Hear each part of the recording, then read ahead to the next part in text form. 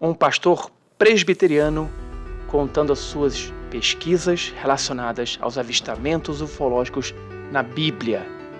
Trago para vocês hoje mais uma entrevista inédita e exclusiva com o reverendo Barry Downing. Ele vai falar para a gente coisas que vão deixar você de cabelo em pé. Passagens na Bíblia que trazem revelações extraterrestres e mais, contatos com seres extraterrestres. Bom dia, boa tarde, boa noite, boa madrugada aonde você estiver. Eu sou Thiago Luiz Chiquete. Sejam bem-vindos ao canal Desvendando Mistérios.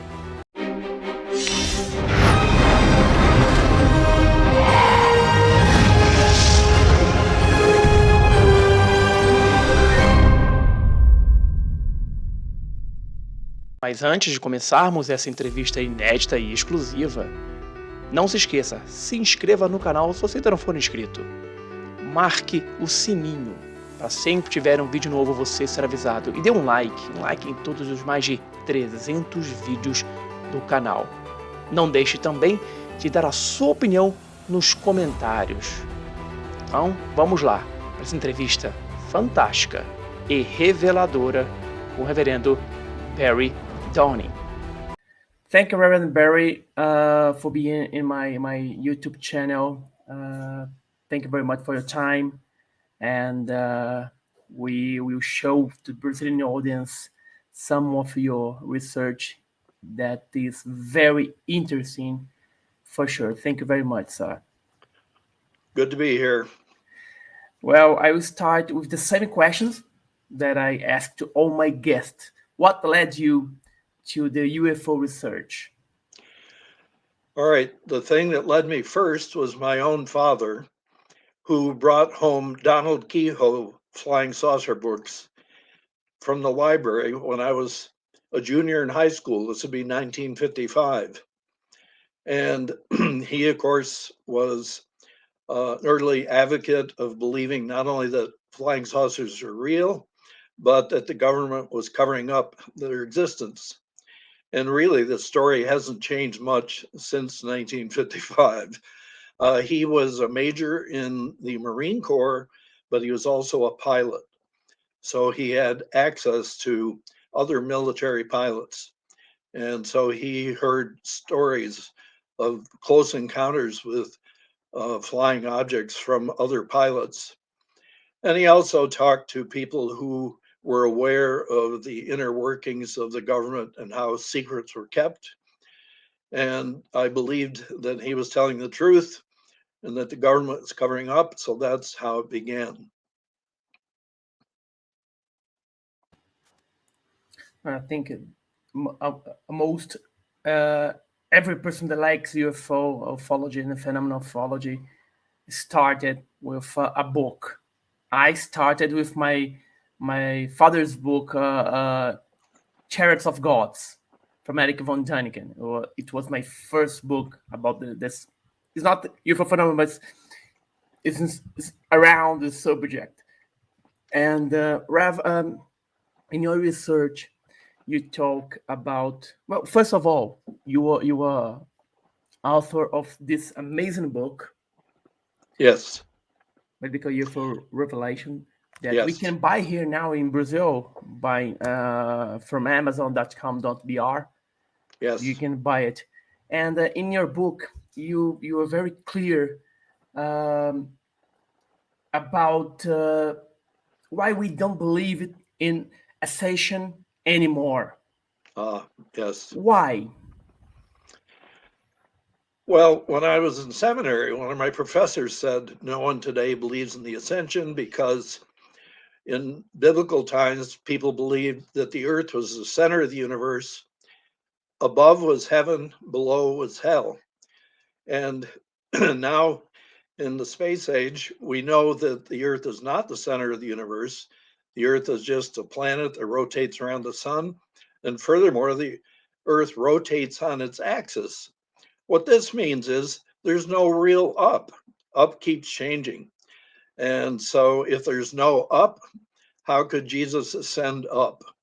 And therefore, we have largely stopped believing that the ascension of Jesus occurred. And if he didn't ascend to heaven, that probably means he didn't rise from the dead either. This means two basic ideas critical to Christianity. One, that Jesus was raised from the dead, and the other is he ascended to a new world, not of this world. Were no longer believed by leading religious teachers. It wasn't just my own professor who said this. Bishop John A.T. Robinson wrote a book published the year I graduated from seminary. The title of his book was Honest to God.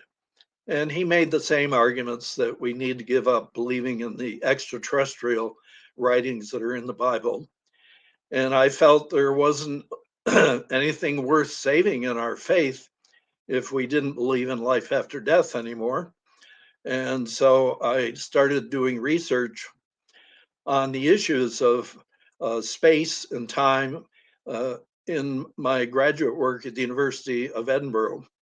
I ended up doing graduate work on Isaac Newton, and he was, of course, the one who came to understand how gravity works and keeping the planets in orbit. And eventually, while I was doing my PhD research, I started thinking about strange objects in the Bible, like the pillar of cloud and fire of the Exodus, the chariot of fire of Elijah, the wheels of Ezekiel, or the famed cloud that took Jesus out of sight at the ascension, and wondered if we might make a connection between these things and our modern UFOs or flying saucers. So that's how I got from A to B.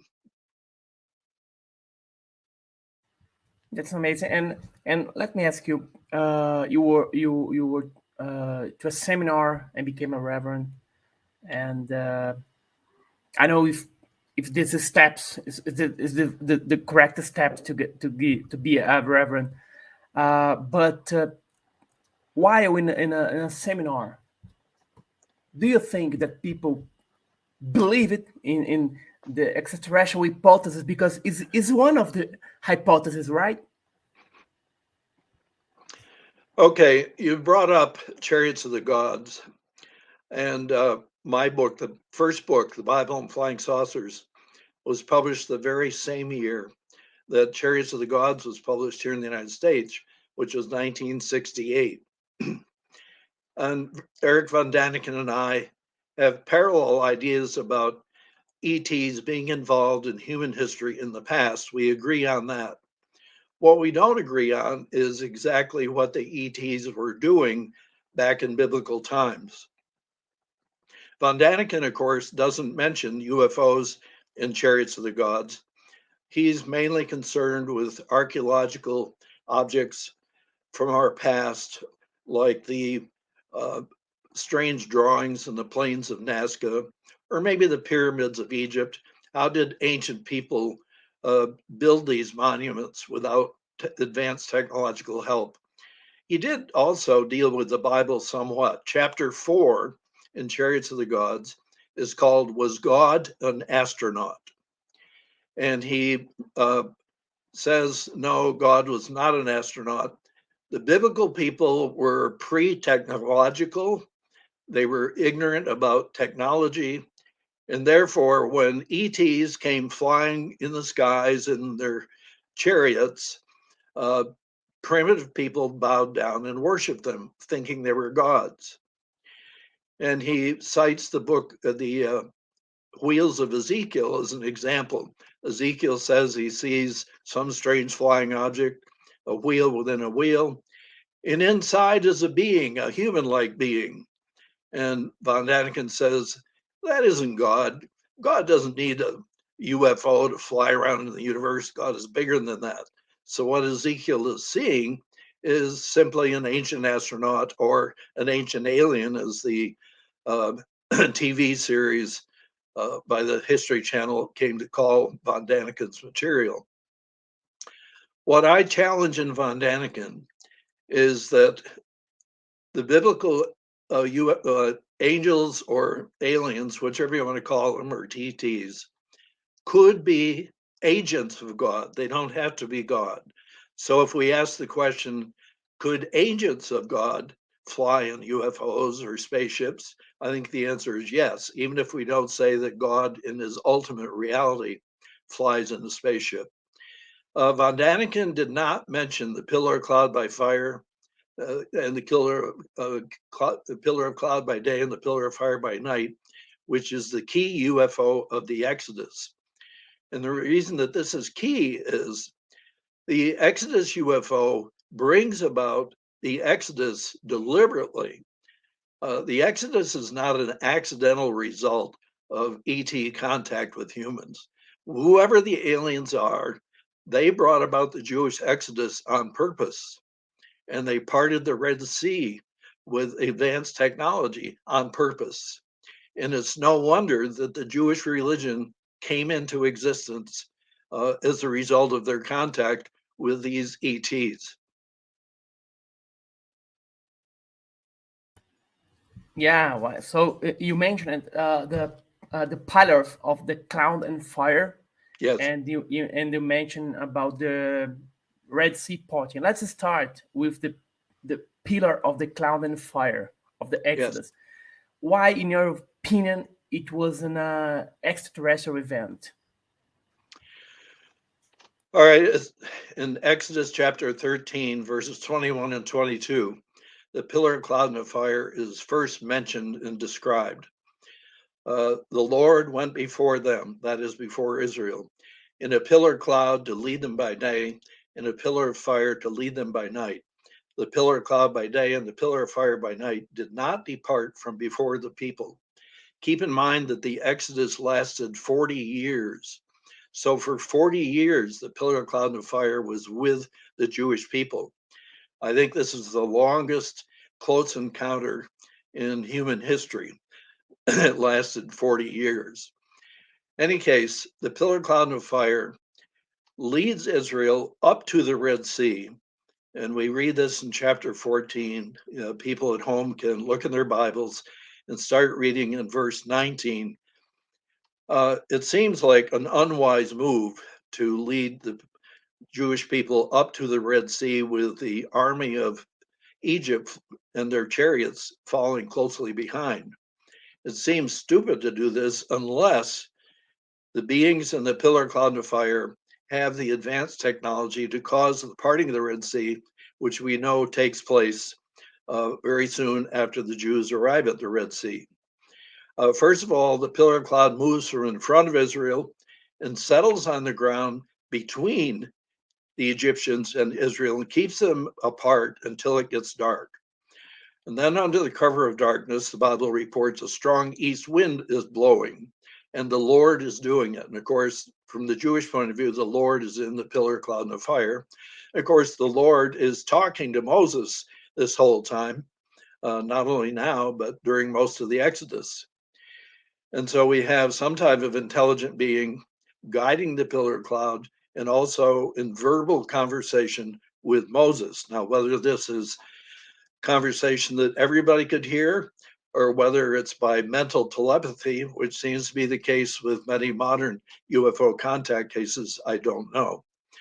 But in any case, I believe that the pillar of cloud hovered over the Red Sea and used its propulsion system or 0-point energy, which some researchers are calling it now, to split the waters of the sea and also to dry out the seabed.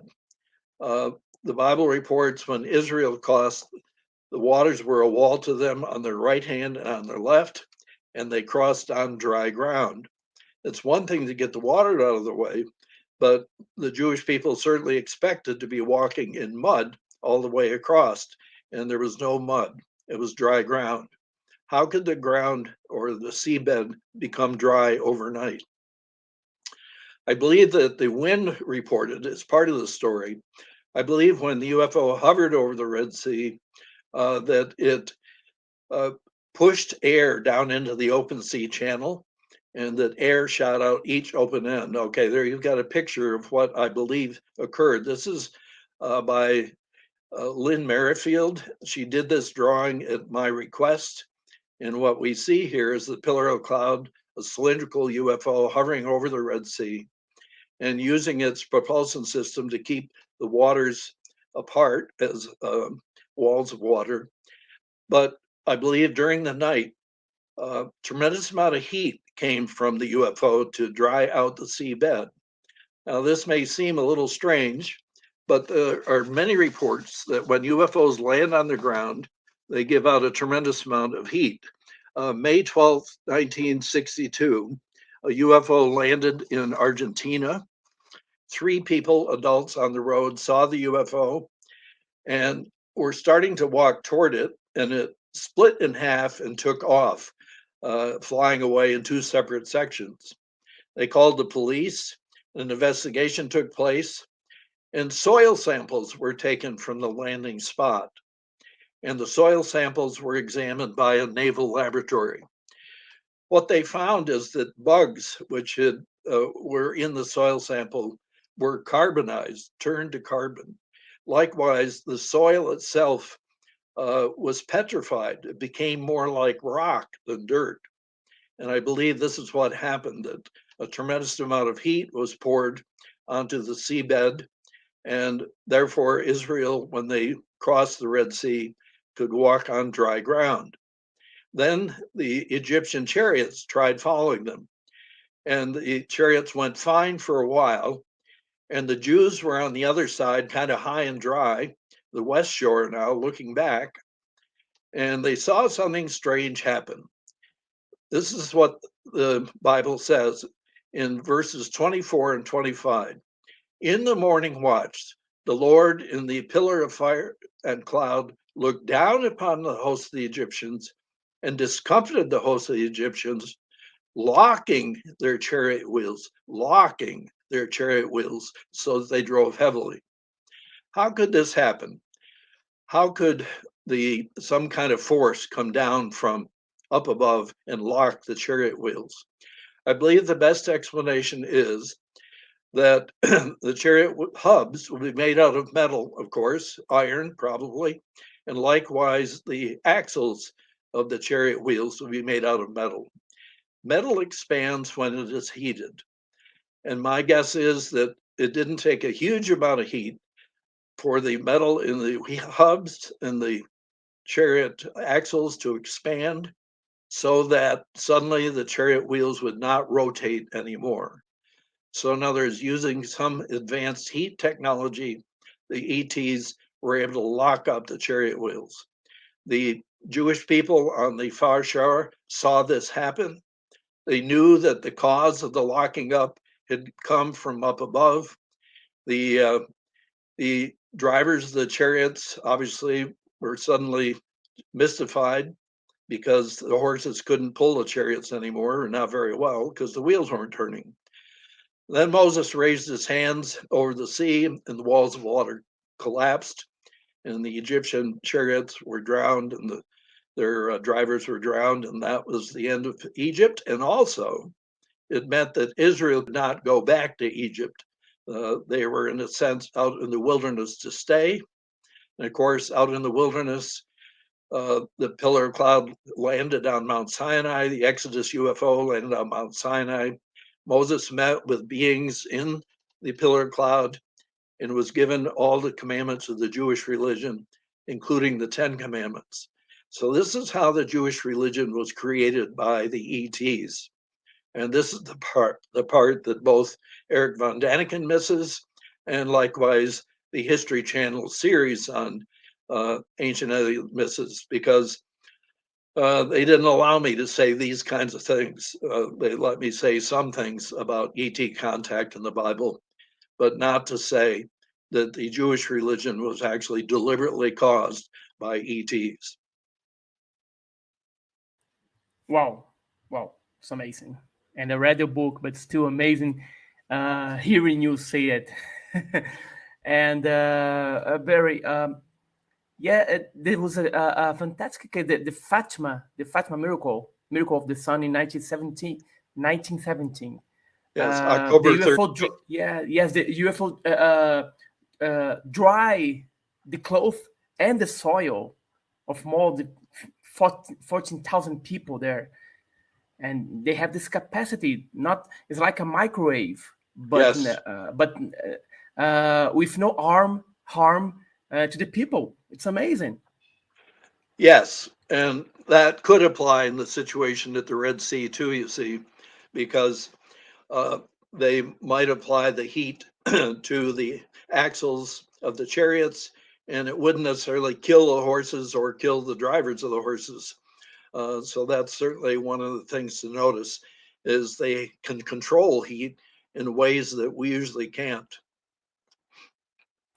Well, do you agree that we are currently more skeptical about God and Bible? And would this affect your theory of the column of cloud and fire? All right, I cannot prove that our modern ETs are related to God. This is an act of faith on my part. At the same time, I can't prove that the angels in the Bible are related to God. That's an act of faith on my part. It's also an act of faith on the part of people that wrote this material. What we have now, even in what I would call the modern church, imagine the modern church out in a field at night. It's dark and they're watching sheep, okay? And suddenly there's a bright light in the sky. And one of the Christian people out in the field points up and says, "Look, a UFO." And everybody says, "Oh, you don't know that's a UFO. You're probably just imagining things." And then somebody else in the group says, "It's not a UFO, it's demons. And don't you know that the devil disguised himself as an angel of light?" So we have a lot of disagreement. Mostly, I think Christians don't want to go public and say, wow, UFOs and the angels might be the same reality. That's too embarrassing. Scientists will make fun of us. Carl Sagan will say extraordinary claims require extraordinary evidence. And so most Christians are hiding in their churches about the UFO subject. I'm not hiding. Maybe I should be. A lot of people think I should be hiding, but I'm not hiding. Yeah. I know. Wow. As a religious and researcher, the question you should be asked the most is whether Jesus was an extraterrestrial, an alien. What do you think about it? Like Jesus, like Buddha, like Mahomet, like a lot of these spiritual guides. What do you think? Well, there are multiple ways of talking about spiritual guides. I think that the prophets in the Old Testament were spiritual guides, and the idea is that either they could tap into what Christians call the Holy Spirit, or what the Old Testament calls the Spirit of the Lord. But in any case, this is kind of an intelligent energy that prophets like Moses and Elijah could be in tune with, and Jesus too. But the other issue is in regard to Jesus is that the Nicene Creed says that Jesus came down from heaven for our salvation. Jesus says in John's Gospel, chapter 6, "For this reason I came down from heaven, not to do my own will, but the will of him who sent me.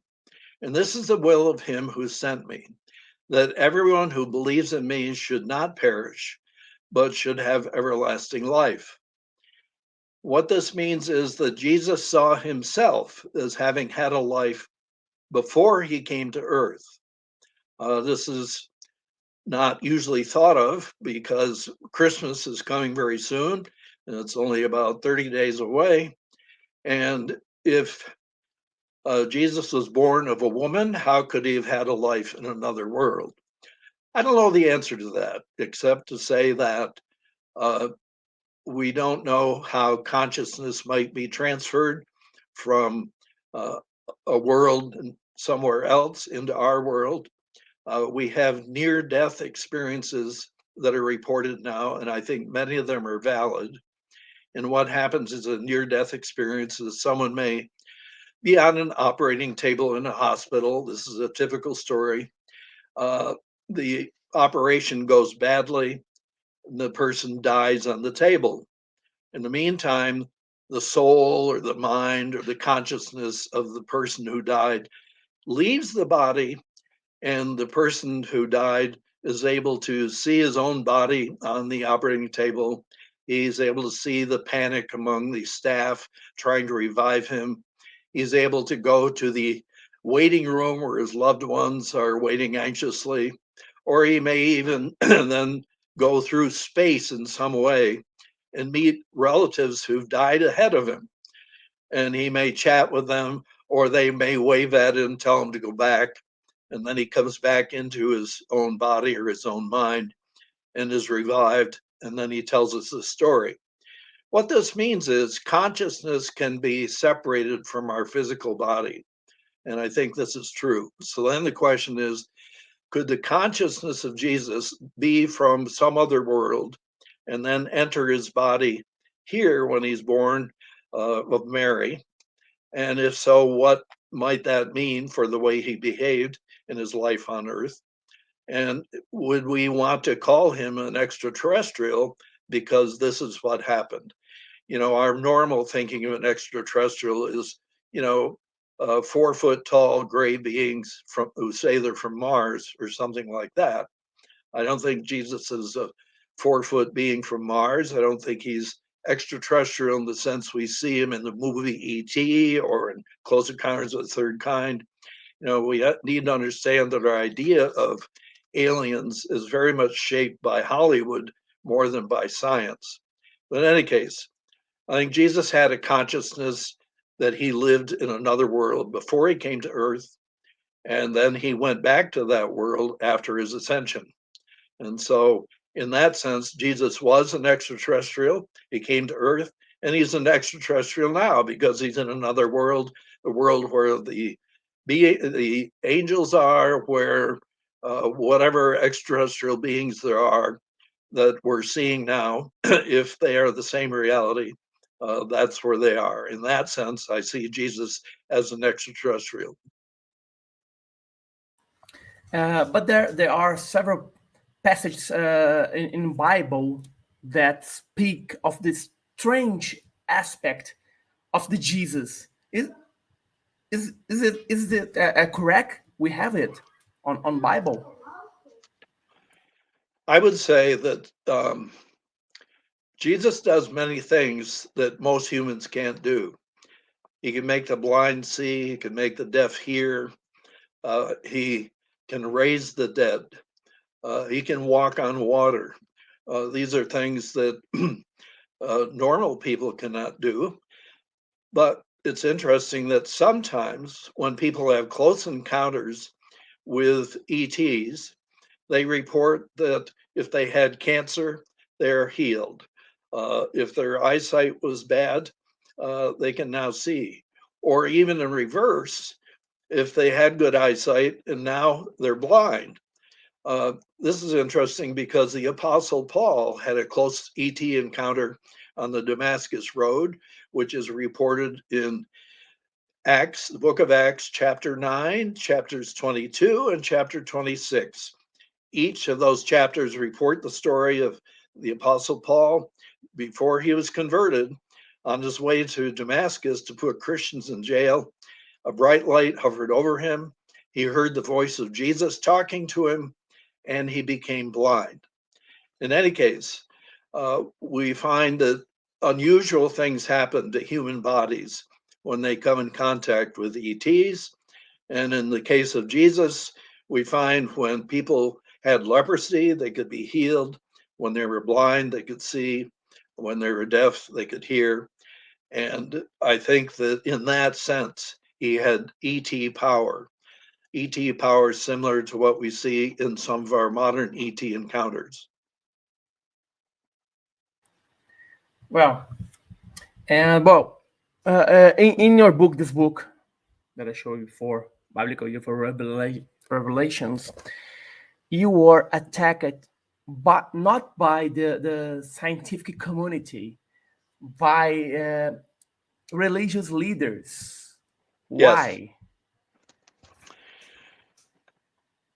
All right. Mostly it's conservative religious leaders, although liberals didn't like me either. Let's start with liberals. Liberals didn't like me because I said the Red Sea really parted. And many years ago, most liberals not only stopped believing in the ascension of Jesus, as you pointed out, but they stopped believing in most of the miracles in the Bible, like the parting of the Red Sea. And so when I put ETs with advanced technology at the Red Sea, and it makes sense, even reading what the Bible says, that the Jewish people were watching some type of advanced technology at work. And so liberals don't like that because they don't want the Red Sea to have parted. An Episcopalian American bishop recently died. His name was John Shelby Spong, and he wrote a book, Why the Church Must Change or Die. And one of the things he says in it is that the Bible says some things about a God that we don't even want to believe in, like that he parted the Red Sea and drowned the Egyptians. Is this a moral God? Would a moral God show favoritism toward the Jews and not toward the Egyptians? And so Bishop Spong had this idea that God did not have the right to have chosen persons. God doesn't have the right to have an election and say, I prefer the Jews over the Egyptians today. I don't have the right, God doesn't have the right to get angry at the Egyptians because they've enslaved the Jewish people. So what we have among liberal scholars is that they don't like the actual God of the Bible and what the God of the Bible does. So they'd rather make up their own God. That's the liberal thing. And they didn't like me bringing back the ETs and having them act with power in the biblical situation. For conservatives, they wanted to believe that the Red Sea was parted by a supernatural power.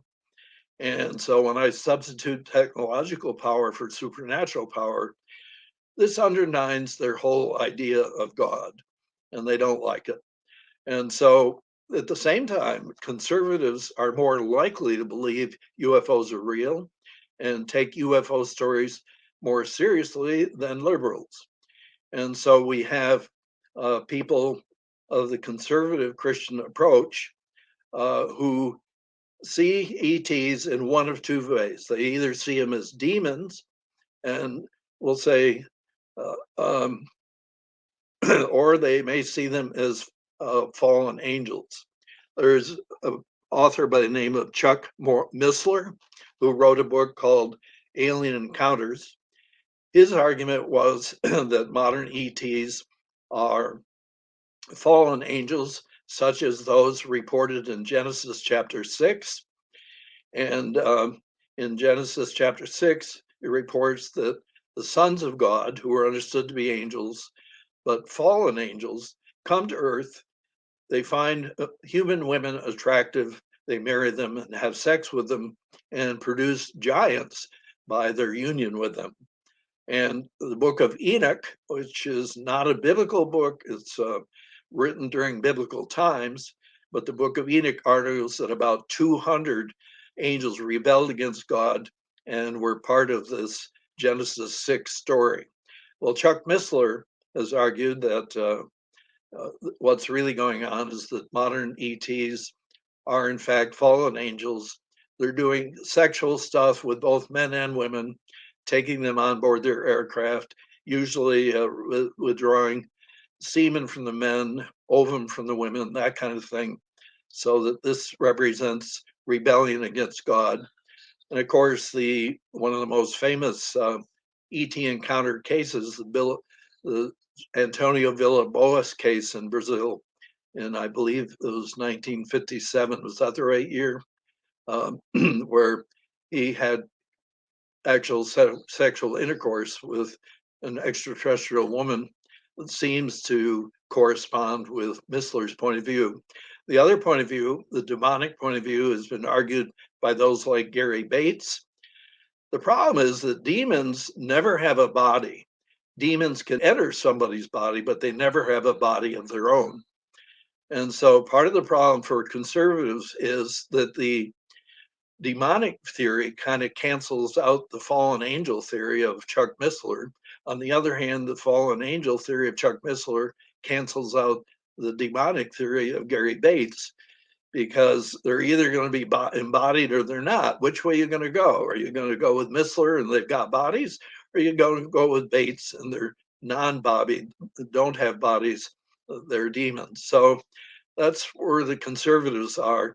And so neither the conservatives nor liberal, neither the conservatives like me, either the fallen angel theory ones or the demon theory ones like what I do. Gary Bates called me a fallen Christian or a fallen away Christian. So that's the conservative point of view. And how the Presbyterian Church see the UFO phenomena? Is that quite different from the rest? I don't know of any official in the Presbyterian Church that's written anything about my work, if that's what you mean. And although what the Presbyterian Church does have is that it has people interested in science and religion, but by and large, they follow the science of NASA, not the science of UFOs. And until we'll say just this past June, when the United States government, from a report from the Pentagon, for the first time after 70 years of lying, the Pentagon finally said, yes, there's something real there that we don't understand, flying around in our skies, and our jets chase them and they can't catch them. I don't know of any Presbyterian statement since June of this past year which reacts to this new position of the government. I would say up until this year, Presbyterians in general have been glad to believe what the government was saying. There's nobody there. Glad to believe the government lie. Now, the thing is more up in the air. Of course, the Pentagon didn't say we have extraterrestrials flying. They said we don't know where they come from.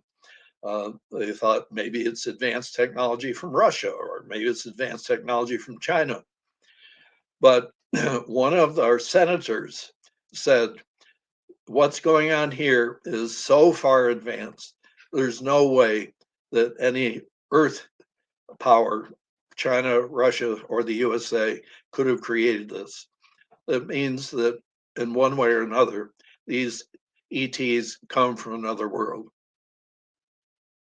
Well, so let's suppose that today all the governments in the world, most of the governments, let's say, claim that the UFO phenomena is real. Not claim, confirm the UFO phenomena is real, and has been going for centuries. We have been visited by alien for centuries. Would this affect religions, and in what way? I would say that very soon, the kind of things I've written in the Bible and Flying Saucers and in Biblical UFO Revelations now has to be taken seriously. People can still laugh at me as a kook if they want to, but I think the kook thing is going to disappear very quickly once that happens. The next thing I would say is that most of modern UFO encounters are not what I would call religious. Okay, let's just take the Antonio Villalobos encounter. I don't see anything religious in it, okay? But at the same time, there appears to be crossbreeding going on in that encounter. Would the ETs be involved in crossbreeding? And if so, why? You may know that one of the modern UFO researchers is named David Jacobs. I don't know whether you've read any of his material or not, but he has done abduction encounter studies, and he hypnotizes people who've been abducted, especially women. And many women report that while they were on board a UFO, they were shown a laboratory in which there were incubators of babies that looked like some blend of humans and ETs. His theory is that they're creating beings, kind of a crossbreed, in order to take over the earth. That's his theory, okay? Researchers have not necessarily agreed with him, but this kind of would fit with the demon theory or the fallen angel theory, I guess. What I would say is that there's quite a bit of evidence that UFOs do not so much come from another planet as from another dimension.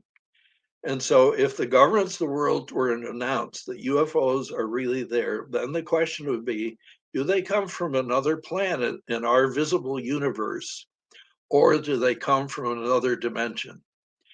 And one of the things I would ask, if it were not released with the government information, is, have you done autopsies on crashed UFO beings? Have you done studies of the bodies of aliens? And if you have, do these alien bodies contain carbon? If they do not contain carbon, then what I would suspect is they come from another universe, another dimension, whereas carbon is not the basis of biological life. My belief is that all life on Earth is carbon-based. And furthermore, I believe the universe in which we live now, if it were to have other life on other planets around other solar systems, that life would also be carbon-based. So my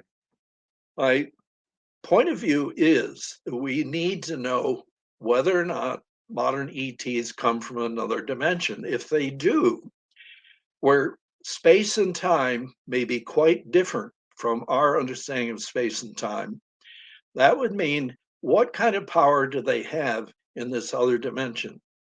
One of the things we know from modern UFO abduction cases is that often there seems to be some type of time distortion in those abduction cases. This is why Bud Hopkins wrote a book called Missing Time. I also remember reading a statement from a photographer who worked for the United States government. He was taken to Area 51. He was shown a flying saucer in a hangar. From the outside, it seemed to be 10 meters in diameter. He was instructed to go inside the flying saucer or the UFO and take photos of the inside. When he got inside, the diameter of the UFO was more like 100 meters instead of 10 meters. In other words, 10 times as large.